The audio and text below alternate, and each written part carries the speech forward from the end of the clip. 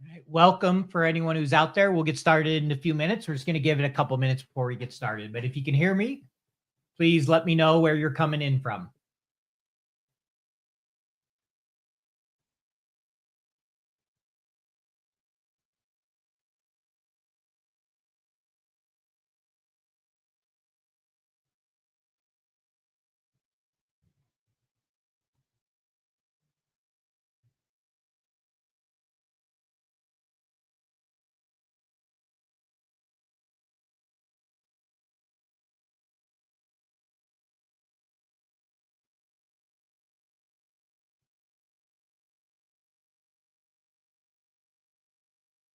All right, we got a few minutes before we'll get started. But if you're out there, you can download the file using the QR code or go to my website. It should be there under Excel files. And if you're having trouble, let me know. If anyone has any great jokes, put them in the chat. Always looking for good jokes. Hi there, Wayne. Welcome. We'll get started here in a couple minutes. I think I'll probably have a pretty small group today. Subject I'm covering is one I've covered before back middle of last year. So it's been about 7-8 months. I did make a few little changes, but be similar to that one. So some could potentially be a repeat. If you're out there, let me know where you're coming from. Would love to know. Name, where you're at today. And if anyone has any good Excel jokes, let me know. We'll get started in a minute or two. I'm just going to give it a couple minutes, see who else joins us before we jump into things. You can download the file here. Let's see. Why did the PowerPoint presentation cross the road? To get to the other slide. Other slide, yes. Didn't say it was good, just said it was a joke. All right, welcome Abdul from London, appreciate it. We'll start here in a minute. If any of you need to get the file for today, you can get it using the QR code here or go to my website, go to resources, Excel files, and it should be the first button there to download it for today. We're going to use the NA function. Would love to know. Hey, Tarek, welcome. Thanks for joining us. Let me know where you're coming in from. So we're starting to see a few more people join us. We'll get started here in just a moment on the material. So here's kind of how we're going to run through things. I'll do a quick introduction of myself, just in case anyone, this is the first time they've joined or really doesn't know me very well. Then we'll jump into the Excel file and talk about the NA function. I would love to know if any of you are using it in the chat and how you might be using it. I think most people don't even think about using it. You think of it more of an error that you get from time to time in Excel. So we'll do that. You can see there's some examples we'll walk through. This should say min and max charts, actuals and forecast, dynamic, variance, etc. So I'll do a quick rundown of myself. Paul Barnhurst. I have 3 podcasts. I actually think when I created this, there were 2. So I used the wrong intro here. There should be a 3rd one called Future Finance. I'm a Microsoft MVP, FP&A influencer, if you want to call that. I do training, host a bunch of podcasts. I love talking and sharing things with people and helping people be better finance and FP&A professionals. And that's a little bit about me. We'll look at the rest of that later. So I'm going to hide that for now. And we'll open the Excel file and get started. So you should have an Excel file using NA in graphs. So I'm going to ask a question. Love a comment. Anyone using NA for anything in Excel today? And when I say NA, let me show you what I'm referring to. Make sure we're all on the same page. So there is an actual function in Excel called NA that it has no inputs. You just put an open and closing parentheses, and it gives you the hashtag NA error. So there's only a few formulas in Excel that work similar to this in that you don't have any inputs. You strictly just put open and close, like today, now, NA is 1, and it returns the NA error. So where this can be helpful, let's just show a couple examples. Then we'll talk about charts, which I think is the main use case. So here, if I have the number 1, 2, a blank and 3, and someone's looking at it and they want to know, hey, should this be 0 or is it not applicable?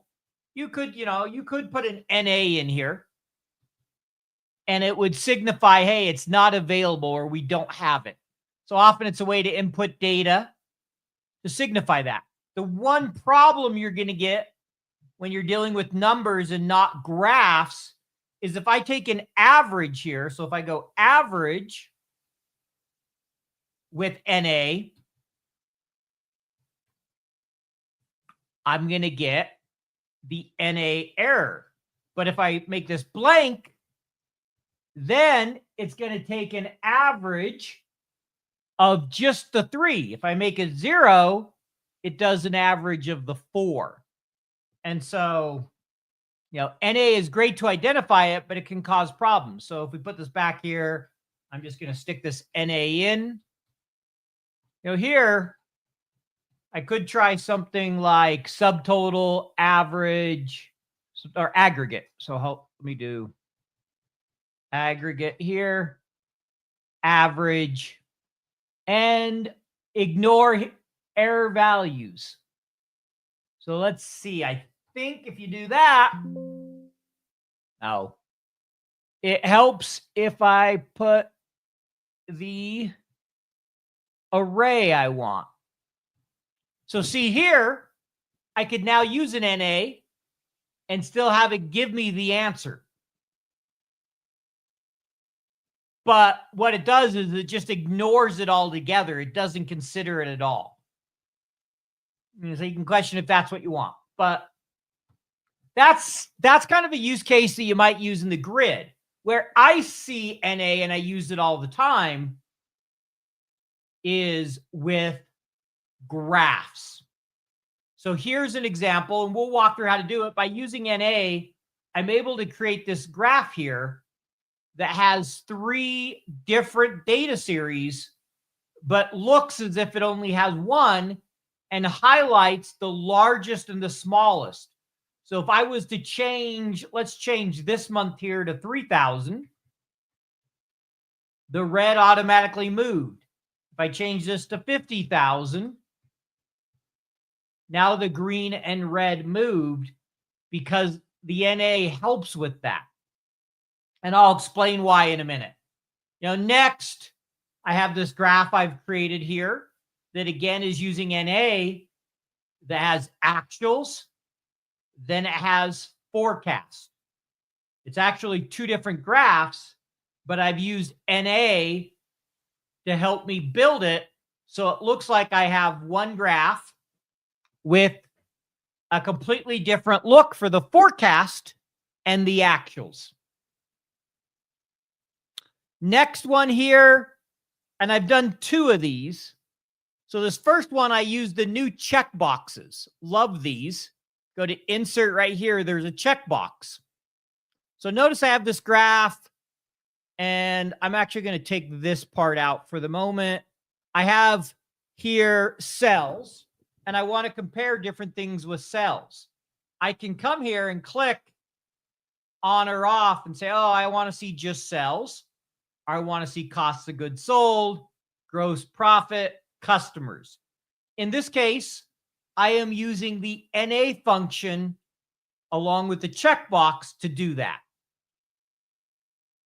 Here, I have compare cells with COGS, gross profit, customers. And in this case, I am using the forms control checkbox with NA to allow me to choose which graphs I want to display. Well, I'm going to pause for a minute. Any questions so far from anyone? Anyone got any good Excel jokes for me? Got a quiet group today. I think we have a small group out there, but love to know where you're coming from. If you have any good jokes or any questions so far, I'll just give it Give it a minute, and then we'll keep going.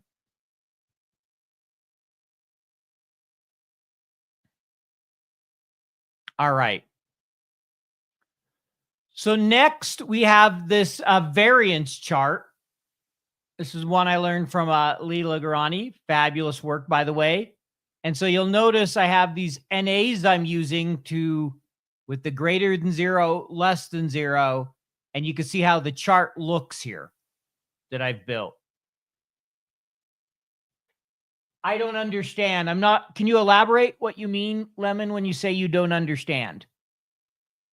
Don't understand what NA is, or I need a little more context to try to address what you're not understanding.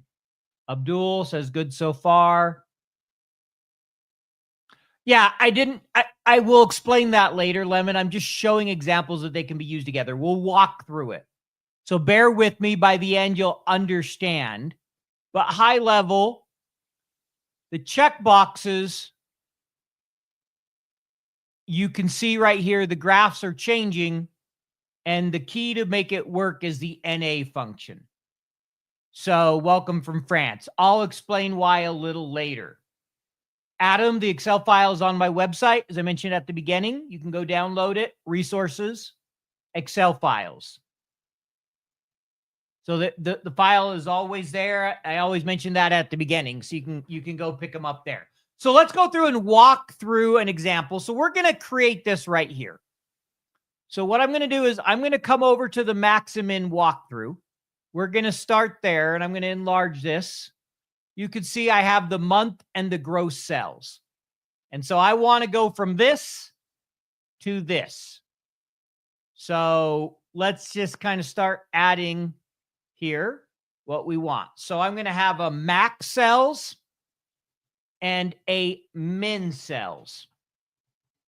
So first, what we're going to do, and then we'll walk through it. So before we even use NA or write a formula, right, I have my numbers here. I'm going to go ahead and copy the formatting from here because I don't want to redo it. There's some custom formatting. If you look, you can see in thousands. So I'm just going to copy this, take it over here. And now I have that formatting. I could delete the color here, but I went ahead and copied it all. Now I'm going to put this in a table. I'm going to say Control T.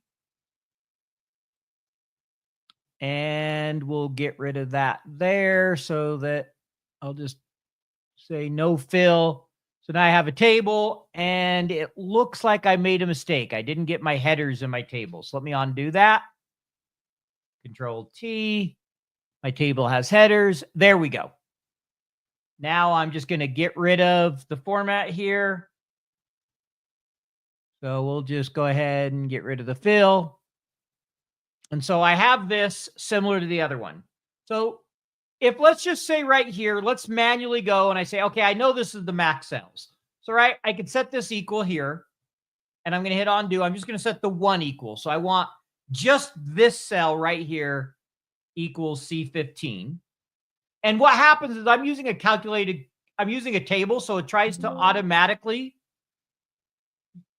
fill in everything in the table. So I am just going to hit Control Z, undo, and say, no, just do this one. And let's say I put a 0 for the rest for the moment. This will help you understand NA. Then we'll walk through the rest of the example.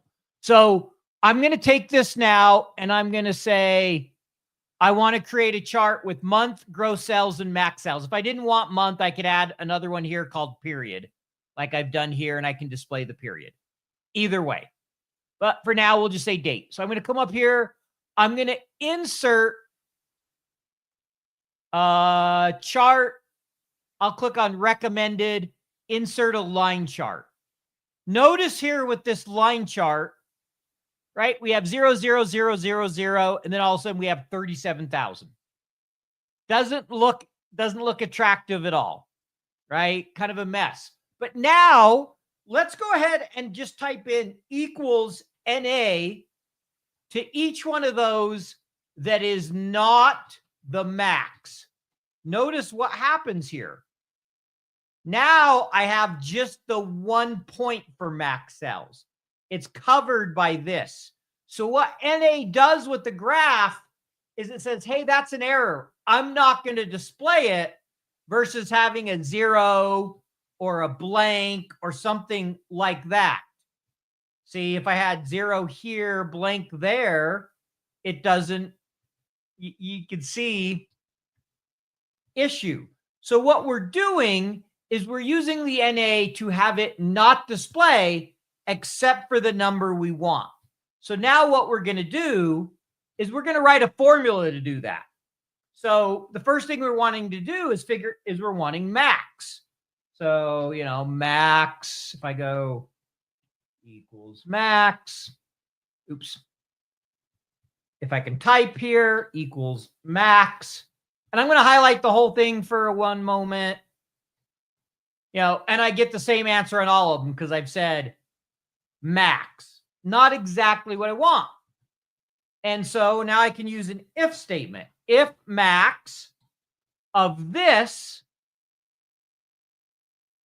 is equal to this cell here, return that cell. Otherwise, we can say, give me that hashtag. So I've now written a simple if statement with a max. So what I've done is if the max of the gross cells is equal to this row, that @ symbol means look at each individual row, then return that number. Otherwise, return the not applicable error. I close it, and I have my max cells now. Now I would do the same with min. So I'm going to copy this formula, paste it here, and just change it to be min instead of max. The only thing I have to do, change 2 letters in it. Everything else is the same. So now I have the max and min. Next, I'm just going to copy my formatting for both of these. And so now we're going to delete this and recreate it now. I'll explain why I put it in a table here in a minute. So let's go ahead and insert. I'm just going to go recommended chart. Come down here and select a clustered column. So now you can see max, but still not very close to this. Still have a ways to go. So we'll walk through the steps of how to get it to look like that here in a minute. 2 things I want to point out first before we do that. First, the reason I put it in a table, notice if I add 2023 to the bottom, it automatically recognizes the table and adds it to the chart. So if this was my new low, if I made this 1,000, you can see, all right, it's also going to have the min over there. We'll explain in a minute, but it makes it easy to update our data. So I'm going to delete that one for now. So that's the first thing I want to show. The second is, let's say we already have a chart with the format we want. We can always come here and copy that format. So I'm going to highlight my chart right here, hit Control-C, come over here and go to Paste Special, Formats, and I just did the chart. Make it a little bigger so the dates show up. I can play with that, make sure that, the dates show up. There we go. And I'd be done. Now I'm going to walk you through how I did it, not use Paste Special Format. So we're going to undo, come back here. Okay, we have it like this. We're going to do a few things. Anyone who knows me knows I hate lines as a general rule. So I'm going to get rid of those. I'm going to get rid of this. I don't really like these diagonal. That's why I often put periods here. So maybe I'm going to say, I do want a period. So I'm going to add, let's see. I'm just going to add a row here, and I'm going to expand my table. So I'm going to resize my table to include B. I'm going to come here, and I'm going to say B. I could have also right-clicked and said insert a column to the left, but I'm going to add one. I'm going to call it period.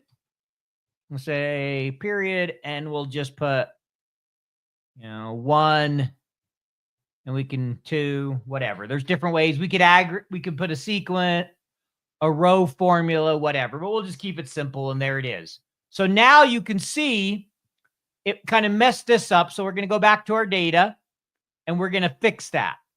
So let's go ahead and edit this. We want just the periods. That's good. So what I might do, and then I need to remove the month. So now instead of months, I can just see periods. And the only reason I did that, so it's much easier to read than doing dates there. Okay, I'm going to get rid of my title. I'm going to get rid of these axes, and we'll fix it in a minute. You'll notice it has 2 axes at the moment. We don't want that. So now we're going to go ahead and go to change chart type. We want all 3 to be a clustered column. You don't want a secondary axis for any of these, so we'll click that off and make sure all 3 are the same. So all 3 should be a clustered column. There you go. Now we need to get this max and this min on top of these numbers. So we'll come here, and what you can do is highlight the green or the red, hit Control 1, and that's going to bring up your format data series. So to get these to look like they're all one series, we need to do our overlap. So we're going to come in here and we're going to make our series overlap 100%. Now it looks as if we just colored max and min differently. What we really did is we created 2 additional series. If I look at my data, I have 3 series. I have gross sales with 12 numbers. I have max sales with 11 errors, NA errors, and 1 number. And I have min sales with 1 number and 11 errors. Those numbers automatically update based on the formula we've created to be whatever the max and min is. And we've put them on top of the other series, and we've used a different color for them. So this series here can have its own color. Now, the only other thing I'm going to do here is I'm not a huge fan of the gap width. I don't like skinny pencils. I like them to show that they're relatively close together. I think it's a little more aesthetically pleasing. I usually do a gap width of around 60 or 70. So there you can see I have a gap width. I would also get rid of this border, put a title on it. But there's the first example of creating a max and min using the NA function. So what I want to do is I want to pause, give it a minute before we go on. Any questions from anybody on that, on what we just did there? Anyone need me to show something again, or just let me know in the chat. I'll give you a minute here.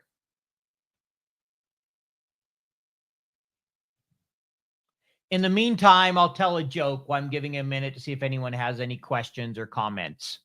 Does anyone know what the Eiffel Tower and a tick has in common? So the question is, does anyone know what the Eiffel Tower and a tick has in common?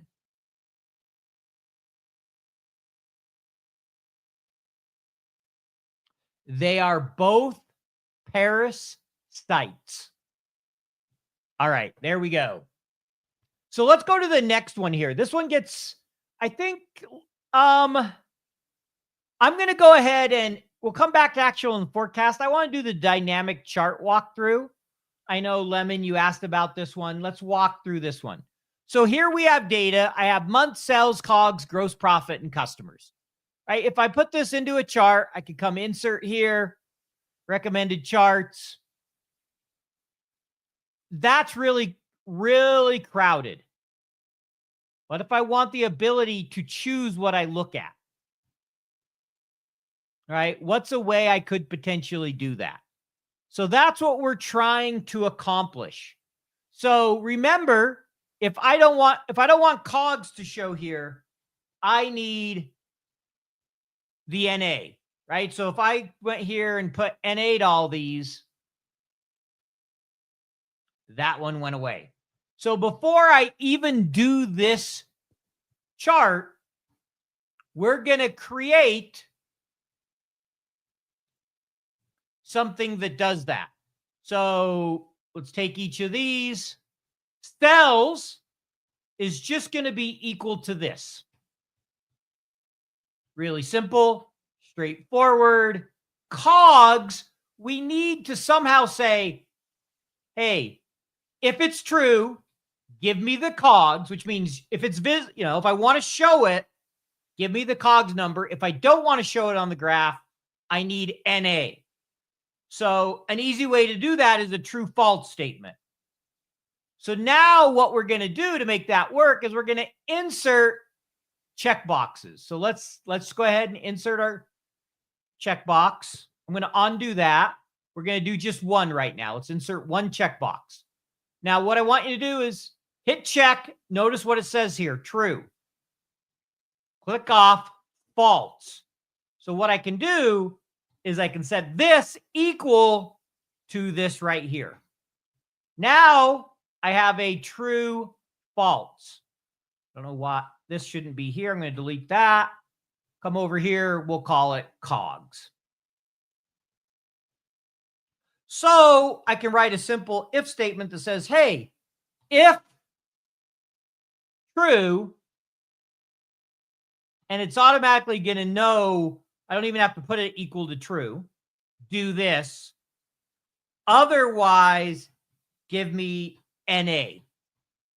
By default, since it's an if, it's saying, oh, that first one, true, second one, false. So since the word's true, it's going to assume this number. So now I just need to lock my 21 here. And I can drag that down. And using NA, I have now created that. So we're going to do that for each one of them. So I'll insert it, maybe we'll put it down here. Put a second checkbox in. We'll call this one gross profit. We'll do this right here. And we just need to set it equal to that. So we'll make it I6. We'll copy this formula over. We'll have to clean it up a little bit. But yeah, right there. Yep, all good. We didn't need to clean it up. Sorry. And so now let's copy this down. I mean, if we wanted to, we could have even done this right here and done all, I think we could do all of them at once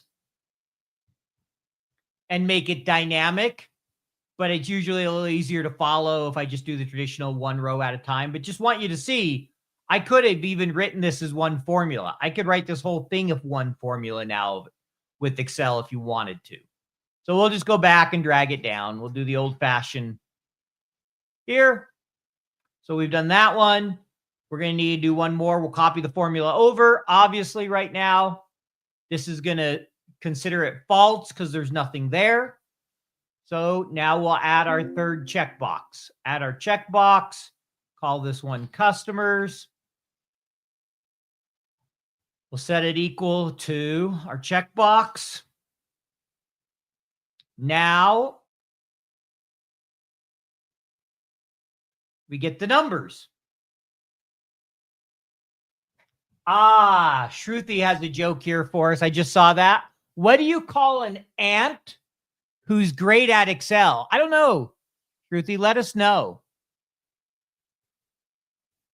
We'll find out here in a minute. I know sometimes there's a little lag between when you type something and when I see it. I just barely noticed it now. So we'll get that answer here in a minute, but I'll keep going. So now we've created our data set that works with these checkboxes.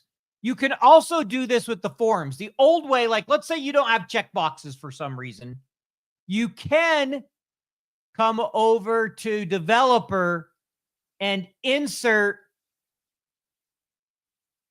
a checkbox. and basically create the same type of thing. You can add a checkbox.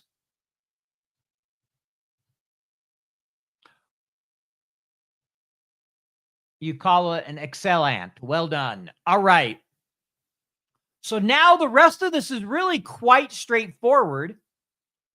Just a matter of creating whatever graph you want to use. Let's say maybe I'm just for fun, I'm going to say I want a stack column. I wouldn't recommend this, but let's just see what happens. So I have a stack column here, right? See, I could take all those out, but really they're separate things, so they shouldn't be stacked. So we'll go to our change chart type, and we'll say separate columns. That makes more sense. Now I can turn on and off what I want compared to cells.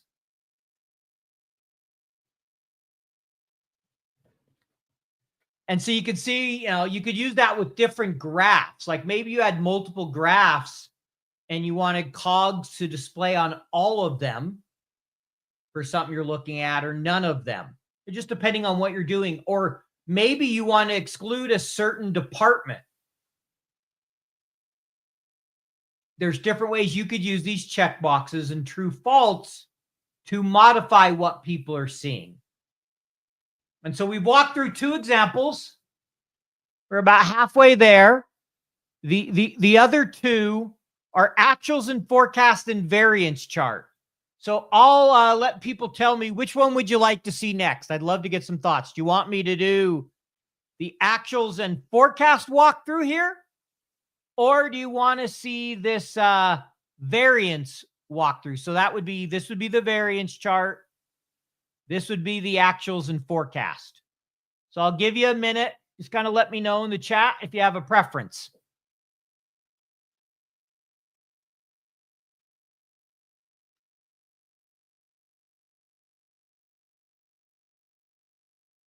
And I'll ask Lemon, did that make sense?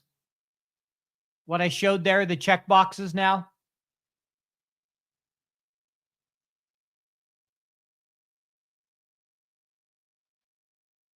All right. Give it about another 30 seconds. If I don't see anything come up, it could just be, all right, I'm getting variance chart, variance, please. There seems to be a theme. I'll definitely do actuals and forecasts. No, kidding. All right. So the variance chart is two charts. You have your variances here, which can be done as a bar chart. I use a different method. I'll walk you through it. It gives you a little bit more control. It is quite a bit more complex, but I'll still walk you through it. I learned it from Leela Garani. If you click here, you can go to the video and watch her explanation, much better than mine. But where we're going to start is if in our variance walkthrough, we're going to add where we want to know greater than, less than. So if I come back here, you can see what we've done. We have, C4 divide D4. So we're figuring out our percentages. So let's go back and figure out our percentages, right? C4 divide D4 minus 1, right? So if I just drag that down right now, whether it's, let me make this a little larger, whether it's negative or positive, sorry about that, whether it's negative or positive, it's all in one line. So now I need some way to only show the positive. So if C4 divide D4 minus 1 is greater than 0, and that should be greater than 0, then give me C4 divide D4 minus 1. Otherwise, I'm just going to stick a 0 in there. All right. So, oops. So we can see now that worked, but we know we don't want zeros. So NA is going to come to the rescue. We're going to change this to NA, and we'll drag it down. And that works. Notice, given this is all dynamic, I could even do do this all as one formula if I wanted to. Just want people to kind of, I think it's important to really realize how many use cases dynamic arrays have. Right? I just did it as one formula. For now, I'm going to go back to the other method. So we'll come here, make sure we copy it down. All right, we've done that. So now I can just copy this formula and put it right here. So here I'm going to stick in the equals. And the only difference is I want less than 0.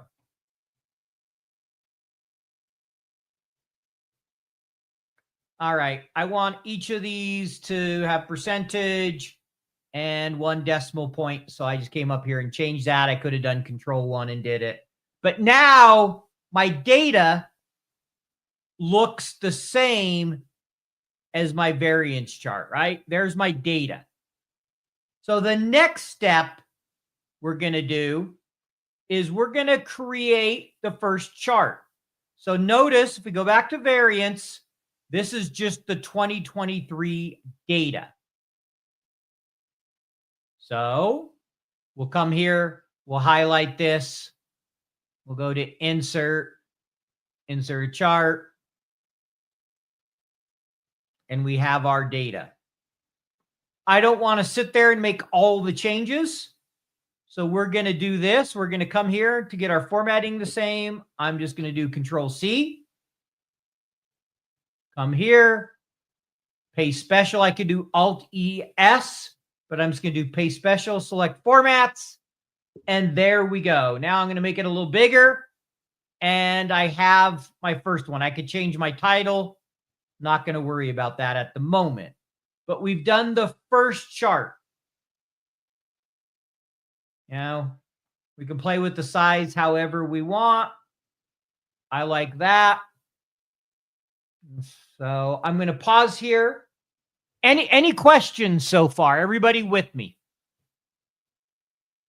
Give you a minute to ask any questions. Should be hopefully pretty straightforward. All right. So if no questions, here we now have this to do. So I want to show you something. If I go to select data, you'll notice what I have here, but you can see these are the data points, makes sense. But go to the chart type and notice it is a scatter that's been used. Doesn't look like a scatter plot to me, but that's what it is. So we'll go ahead and highlight this, insert, go to recommended charts, go to all charts, see scatter. We want this scatter right. Let's see. All right. So we want this one right here. Then what we're going to do is go into select our data. Didn't quite do what we wanted. So we're going to need to pick our data series. So I'm just going to go back and show you here. If you look here, you can easily see, hey, that's positive, and there's the Y value. The other one's negative. So we're going to do the same. So we'll go select data. We're going to edit it. We want this to be positive.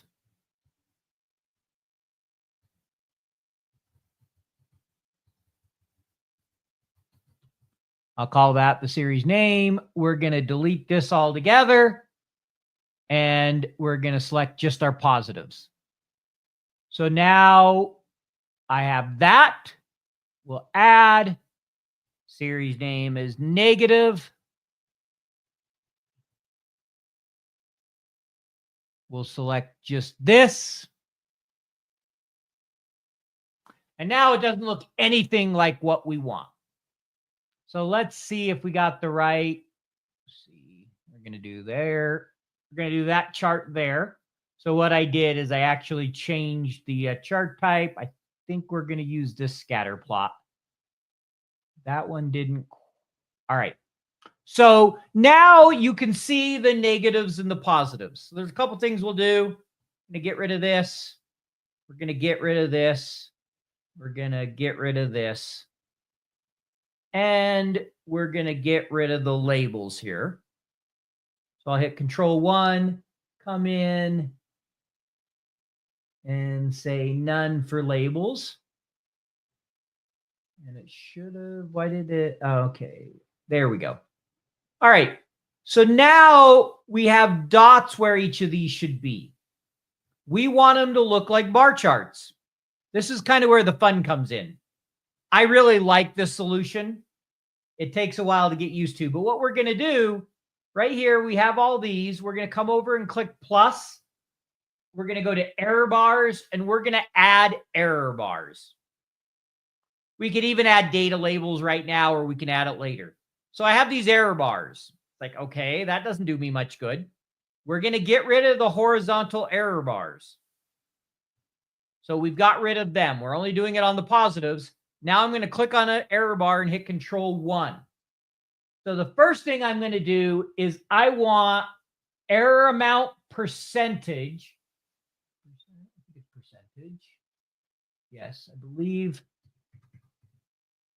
100% minus no cap. So let me do that again because it is a little confusing. So I'm just going to hit undo.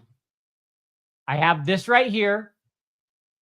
I'm going to come in and hit minus no cap percentage, make it 100%. Now I have a line. Still doesn't look like a bar chart, but I have a line. So now to make it look like a bar chart, we're going to come in here and we're going to make a thick line. So I'm going to make this error bar. We'll make it that thick there. And it's positive, so I'll change the color to green. Now I have that. Now what I need to do is I need to get rid of the marker.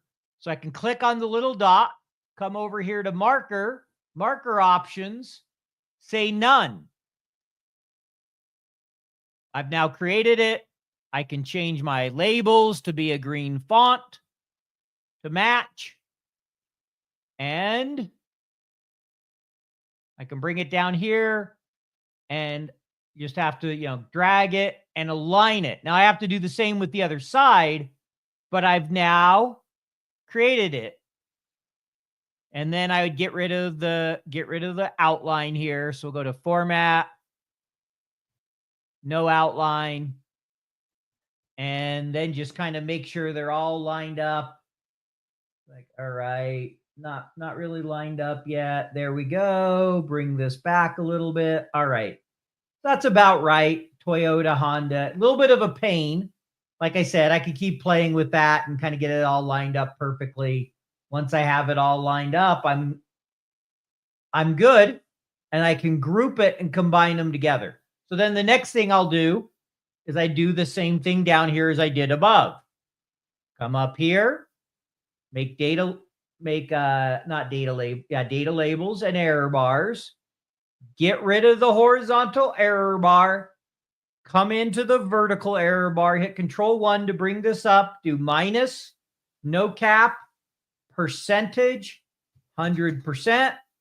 I now have my line. I can go to my fill and make it thicker. I don't remember what I did on the other one, but that looks roughly right. So I'll call that good. I'm going to make it red. We'll do the dark red here. I'm going to get rid of my marker. I'll come here, marker options, none. Now I need to fix the labels. So I'll come to labels, my label options. I've clicked them. Going to come over here and say, where do I want them to be? Right now it's saying above. I want them below. So I'm going to change that to below. I'm going to change it to red. The font. And now I have created the variances.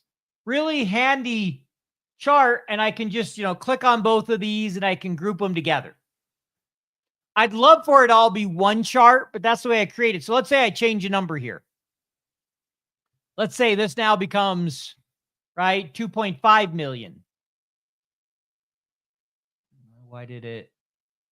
There we go. Took it a minute to refresh. Sorry, my computer was running a little slow. So there we go. You can now see the 36%. You know, if I change this one to 200,000, now that completely changes it. It adjusts everything.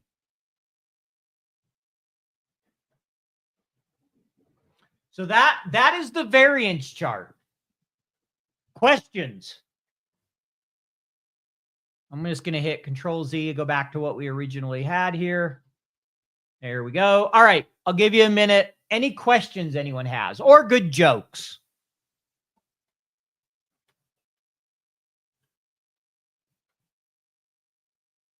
Well, we're waiting to see if there's any comments. I mean, really the key here, all NA's doing is hiding things you don't want to display on a graph. It's the easiest way to do it. Simple function. Then from there, it's experimenting and finding different ways to visualize your data that will really help the audience. You're welcome, Lemon. You enjoy your meeting. If you're in France, that's the late night meeting. So good luck. All right. So real quick, we'll look at the last one and I'll walk you through the logic. And then I think I'm going to leave this one for you to try on your own. I'm going to run through a few other things and we may wrap up a few minutes early if there's not questions. I know we have a smaller group than normal today, because I think some people have attended this before I've talked about it. So this last one, I really like this when you're, hey, I want one line for actuals and forecast. I don't want actuals here, forecast here. I want to just be able to see them, but I want them to look different. I want them to stand out, and I don't want to have to manually go through and manipulate everything. So if I add let's say I add a new actuals here, you can do it with me. I add 400, that updated. I add 500, updated, 600, right? And it keeps updating there automatically. That's really handy. So basically, these first three, this is our data. If you were to look at the walkthrough, you can see our data. Then what's being done is the first one's a simple if statement. If this is actuals, so right here, it's if D4 is greater than 0, make it actuals. Otherwise, do forecast. So if there's a number here, you could have greater than, less than, if there's possibility to have a negative number, but all it's doing is looking and saying, oh, there's a number, it's actuals. There's not a number, it's the forecast. So then what's happening is we have an if statement that looks and says, hey, if B4 says actuals, give me actuals, otherwise give me NA. Great, works. That all works. But there's one thing you're going to notice here, and this is where it gets a little tricky, is notice there's a 365 here and there's a 365 here. So the last month of actuals has it in both. If I take out the 365 here, notice it doesn't look right? That's not what I want. I don't want a gap. If I take it out here, I have a gap. Now I could say NA, equals NA, but I still have a gap. If I say 365 here, still got that gap. So I need it in both spots. So this formula becomes a little trickier to write. And I did an if, probably should have been an ifs, but I'll walk you through the logic. So if B4 equals G3 equals forecast here, which really probably what, just like this. So if it equals forecast, give me forecast. So that does all these. Then the next one says, if the max of C14 to C15, you can see the max ifs, that's the range. Here is the max actuals, then give me that number. So the second one's saying whatever the last actuals is, because these are just numbers. June is the biggest number. Go ahead and display that. Otherwise, give me F. Then give me F4. So then give me the actual. So basically, if this greatest number where there's actuals is equal, then give me the actuals number in my forecast. Otherwise, give me NA. That's going to fill in the 365 and allow the line to be continuous. So I have the two 365s right here. And that's the basic idea. So this formula is the most complex part of it. And like I said, all this step's doing here is making sure this displays 365, or forecast here displays 365, even though it's actuals. This one gets displayed by the fact that this says actuals. This one here looks at it and returns the max actual. And that's it. Once you've done that, all you got to do is plot it and make each line look different. They're connected, but they are separate series, right? If I hit select data, I have series 1 and series 2. They are separate series. Which now allows me to display them differently, but treat them as one series for visualization purposes.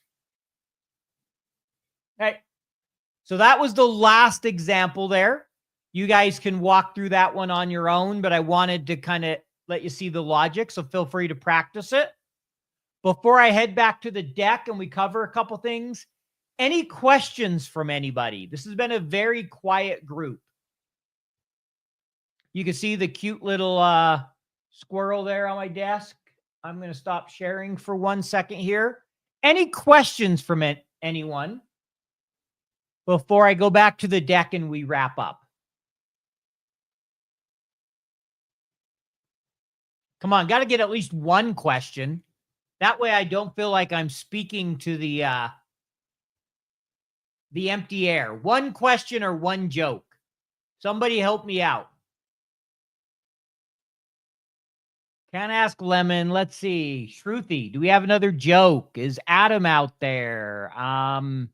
Mohammed, somebody give me something. I'm not sure I understand, Wayne. When you say, would you have to reset it every month? What do you mean?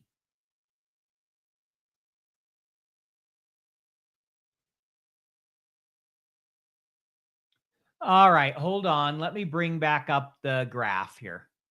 See the question there. So we'll start here with Shruti. 362 is the forecast, Shruti. We want actuals, which is 365. That's why it's showing 365 in both of these. So the last actual, whatever month that is, if that's January, February, whatever, we need both actuals and forecast to be actual so that we don't show a gap here. It's so that they meet there.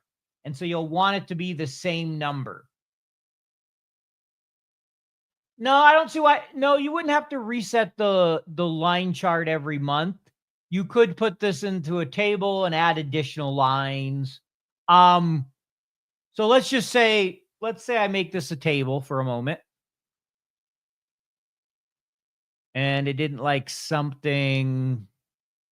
What didn't it like? I would have to look at it, but you could do a range or a table. Otherwise, yes, if you didn't have in a table or range or something, like if I just typed 1/1/2025 and, say my forecast was 500, copied these formulas down, I'm now going to have to come in here and change my data, right, to include that. So either putting it in a table or having some kind of, dynamic arrange for it would allow you not to reset the graph. Otherwise, you'd have to reset it every time. Does that answer it, Wayne? But, in a typical rule in this example, when you're doing budget and forecast, you're usually comparing a year at a time. So I don't know that there's a big need here where you're going to be constantly adding. I mean, I guess if you're trying to do a rolling forecast where you always want 18 months or something, but otherwise you'd be good. All right. Going to go ahead and close that. We're going to go back to the deck real quick and just wrap up. So that covered that. Last thing I just want to do is put in a plug here. Let me present my screen. All right. So there are 2 course offerings I offer here during this webinar. You can use the code webinar to save 30%. I have a 10-hour combination of 4 different courses called the FP&A Ultimate Course Bundle that you can take. It's normally $129.99. You'll save 30% with the code. It includes all the Excel training. It's the modern Excel that's used in the FP&A certificate for Wharton, a lot of their material. They licensed what I've done here. There's a data analysis course, modeling design, and business partnering. If you're interested in just the Excel, you can take 3 modules here. It's $59.99. You get lifetime access. If new modules are added, you get those. You can also take the Excel tables for free. You can find that information on my website. You'll see the codes here. So that's an offering I have. I try to do as much training as I can for free, but I also have to pay the bills, I'm sure, as you can all appreciate. So that's all I had for today. I'll hang on for a couple minutes. I know there's a little bit of a delay between when I ask something and get a response, and see if there's any questions or anything anyone wants me to answer. So I'll hang on for 2-3 minutes here, and then we'll wrap up. So thank you. You're welcome to drop if you want, but if you have any questions, I'll be here for a minute or 2.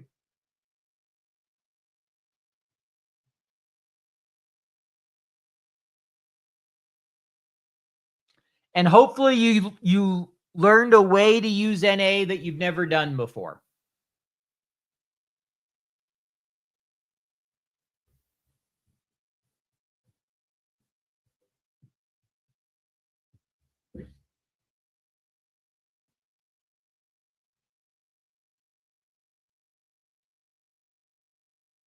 You're welcome, Shruti. I'm glad you found it helpful. All right, going to give it about just 1 more minute, and then we'll going to hang up here. So feel free if there's any questions.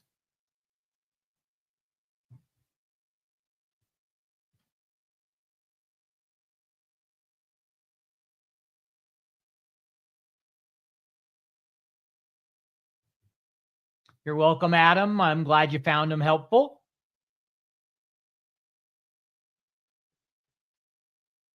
All righty. I'm going to go ahead and hang up, but please, if you get a chance, go to my website. Anyone who can, subscribe to my channel or leave any reviews, always appreciated. Helps as I continue to look to grow my business. But thank you for attending today. Everybody have a great morning, afternoon, evening, wherever you're located. Thanks. Bye.